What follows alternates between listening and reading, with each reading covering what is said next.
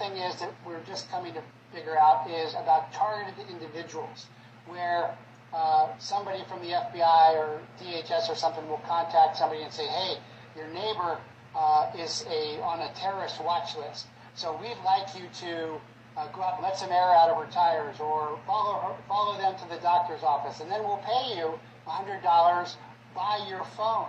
So this is a whole other, this targeted individual network that we're just seeing, and I've actually had, the targeted individuals have a group together, they have an attorney together, they're finally figuring this out. That's another aspect of this, and that's why, if you recall, remember the retired black police officer that was killed on Facebook camera live. And remember the disabled person that was tortured on Facebook live. Right. Why live? Why live is that's proof of death. Normally we talk about proof of life for kidnapping and rescue, hostage rescue. That's proof of death so that they can get paid. That's another part of the big tech, deep state,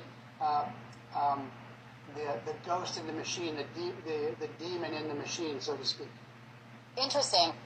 Is that sort of the same thing? I'm forgetting what it's called right now, but like targeted harassment when an individual feels like they're going crazy because there's all these things and people kind of harassing them, coming at different angles, and they feel like they're going crazy, but it actually is happening and they're being targeted? That's right. That's again, and so when you look at these massive budgets of the FBI and CIA, you're like, what are they buying? Another gun? Or what? So no, they're buying off individuals. So in my day, when I was doing my big whistleblowing, I paid my informant one time $250,000, which was the lifetime cap for a DEA confidential informant. Now they're called confidential human sources. But but you look at what the FBI is paying sources now, $20,000, $30,000 at a pop.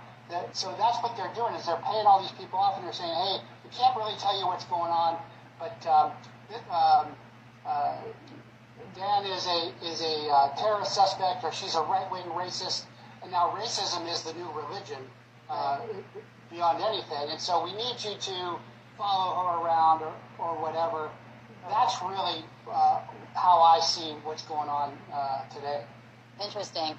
But just what if they're counting on all these people and crisis actors and paid informants by the FBI to not go public and not say, share their secrets with anybody or tell people, a lot of people can't keep secrets. So what happens if somebody gets paid to do something like that or be a crisis actor and then they spill the beans to somebody?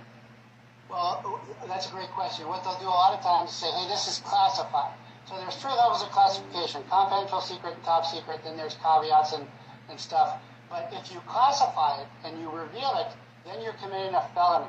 So then they can say, if you reveal this now, this is a classified investigation, then we will arrest you. And so if you look at what they're doing with President Trump, it's all about classified documents. Even though Hunter and Pedo Joe, tons of more classified documents. And then we ask, well, what are the classified? Well, we can't tell you what the classified documents are because they're classified.